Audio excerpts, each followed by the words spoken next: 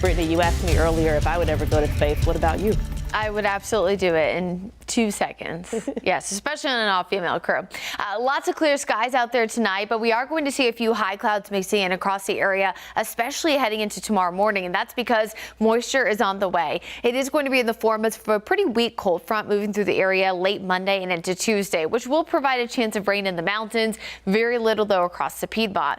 But ahead of that front, we see a really big warm-up heading through the day tomorrow. Yesterday, highs were only in the upper 50s. Today, we reached the upper 60s, right around 69. So 58, 69. Tomorrow we switch around those numbers and get to a high around 84 degrees. We'll be close to record values, not quite there, but really significant temperature swing from 58 to 84 in just 2 days. And the reason why is that cold front heading into the area. Typically ahead of a cold front, we see warm southerly winds, and that actually allows for a pretty quick skyrocket.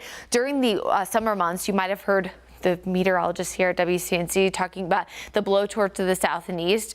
And that's really what we see with that warm southerly wind. Temperatures can often soar even before a pretty significant cool down. So we go from 84 tomorrow, again dropping back into the 70s Tuesday, Wednesday, Thursday before the 80s return by Easter Sunday. So again, big temperature swings, not abnormal here in the Carolinas this time of year because this is our severe weather season, also our windiest time of the year because of all the cold fronts in the storm system. So while this is pretty typical, it still does a number on your pollen allergies, sinuses, the aches and pains because there's just so many big temperature swings and big pressure changes and of course a lot of cold fronts. There's where it will be heading into the day on Tuesday. You can see that passing by pretty quickly. And as the cold front moves through, we're not just going to see warmth, but we're also going to see windy conditions. Haven't used this graphic in quite some time, but it used to be one of my favorites. Where's the trash can? This is kind of a good measure of wind. It's shaking around when it's about 10 to 15 miles per hour. Now it's tipped over nearby because we'll see gust potential between 25 and 30 miles an hour Monday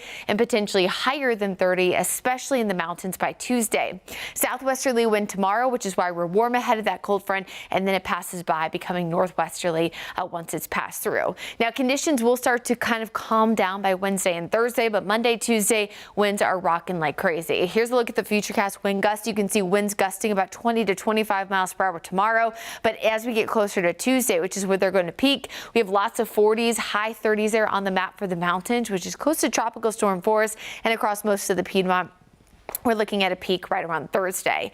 Now, on top of the warmth, on top of the wind, those two mixed together, and what you often get is a lot of pollen. We talk about this a lot, especially when cold fronts are moving in, is that the wind picks up the pollen, kind of shakes it out from the trees, which are peaking right now and allowing for extreme conditions. And that's what we'll see for much of the week. And honestly, in the long-term forecast, I don't really see any significant rain to help kind of wash some of that mess away. The pollen season did start early because we had a pretty early start to the year. So unfortunately, it's not necessarily going to be done early, even though it started early, which the typical peak is early April through at least midway. My sister's birthday is May 15th. I normally remember that as kind of when pollen, the tree pollen at least starts to go down. So mark that on your calendar. We still got about a month to go. Here's that Guy Roofing 7-day forecast. You can see those temperatures again, 80s tomorrow, back in the 70s by the middle part of the week. We're warm, we're dry heading into Easter weekend, but then in the long range, we'll eventually bring back a few more opportunities for rain and storms by days 8, 9, and 10.